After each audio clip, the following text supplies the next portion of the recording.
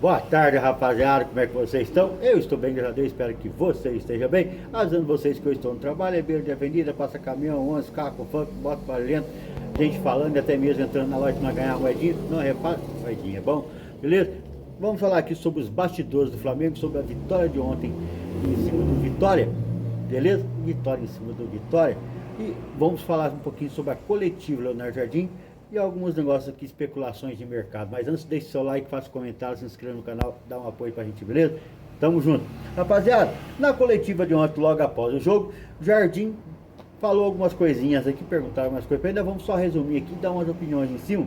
O Jardim rebate críticas, cita Felipe Luiz e projeta a decisão do Flamengo na Libertadores. Na coletiva foi perguntado para ele sobre muitas coisas, né? Então, vamos lá. Lá, que perguntava sobre o trabalho. Não é fácil trabalhar num clube que durante 2 meses não está com seu elenco, alguns lesionados, outros de férias e com a seleção.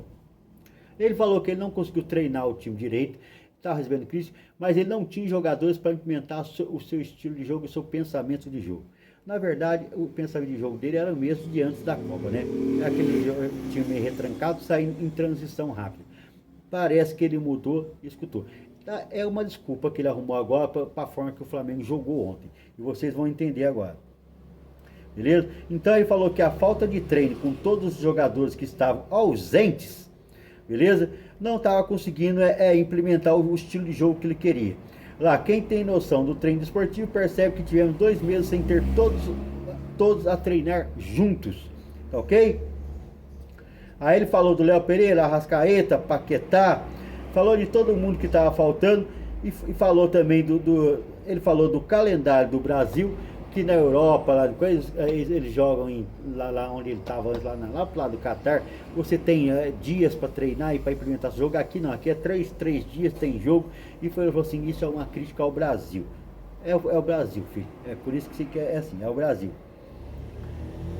Lá, e falar, em relação a outras coisas, a crítica é normal quando os resultados não vêm. Por exemplo, eu vou dizer uma coisa muito simples. Aquelas pessoas que criticam, quando aqui fizeram uma análise das críticas sobre o Felipe Luiz, isso aqui ele falou sobre a forma de jogar e o desempenho.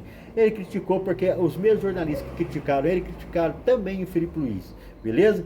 Eram os mesmos que rasgavam o treinador que foi campeão da Libertadores, campeonato anterior, Supercopa. É a mesma fotografia, quer dizer, os jornalistas vão criticar sempre. Lá, por isso é que eu falei que quem não ganha tem que estar sujeito à crítica, ainda mais no Flamengo. A história é assim eu vejo. Tá ok, rapaziada?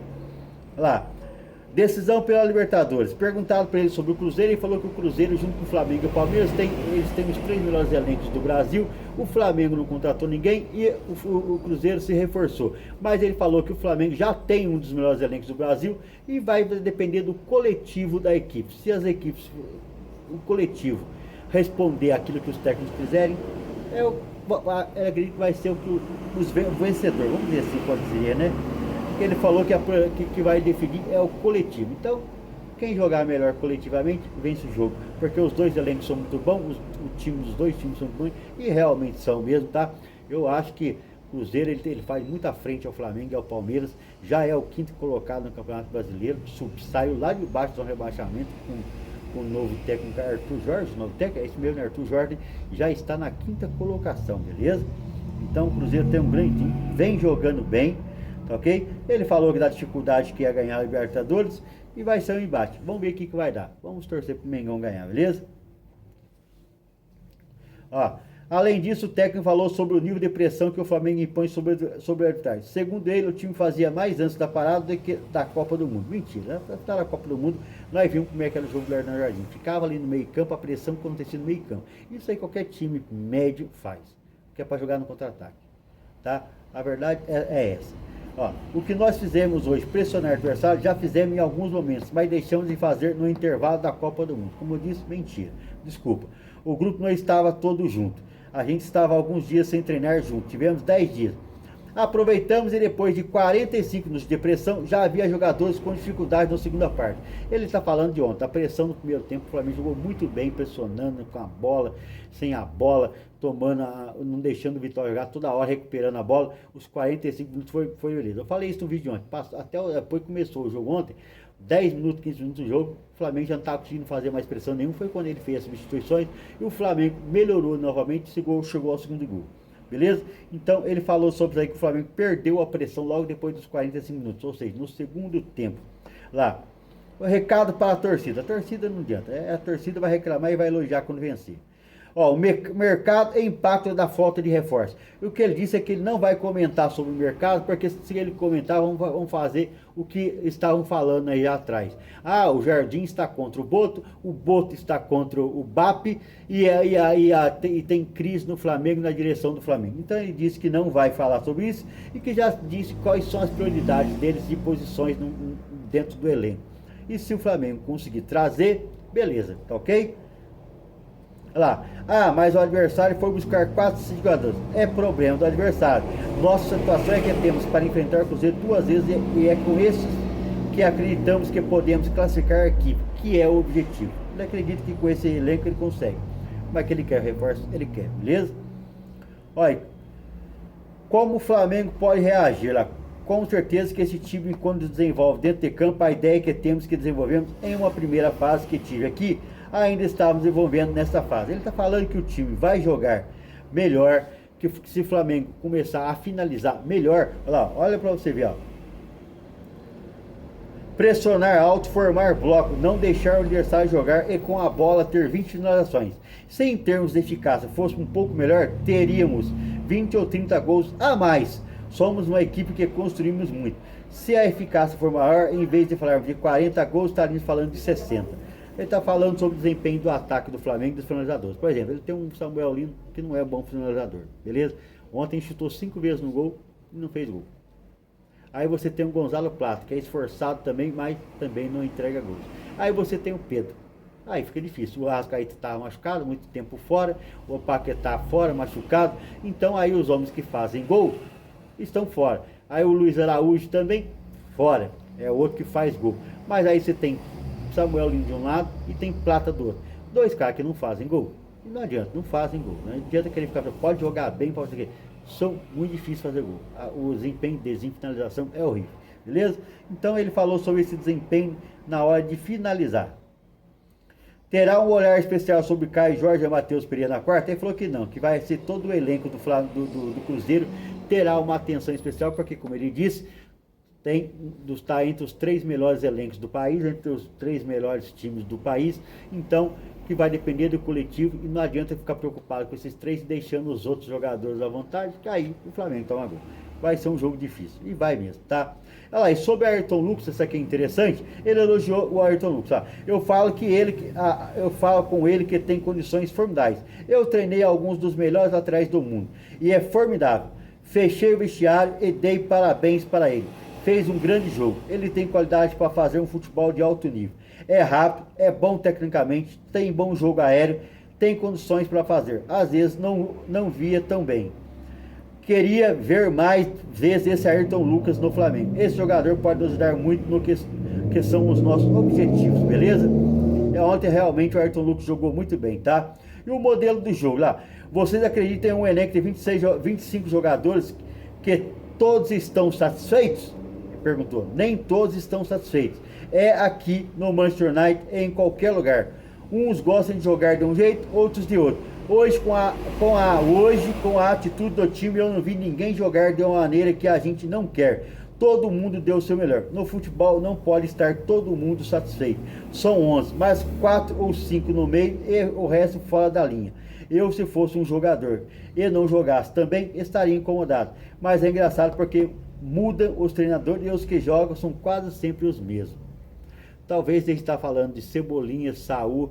O Saul jogava, tá? Depois da lesão é que ele caiu, né? O Saul sempre estava jogando com o Felipe Luiz, o Saul entrava aí. E antes dele começar a sentir dor no tornozelo, ele estava jogando muito, beleza? Mas agora não vem jogando. Vai ter que melhorar um pouquinho o desempenho, vai ter que entrar e mostrar serviço, beleza?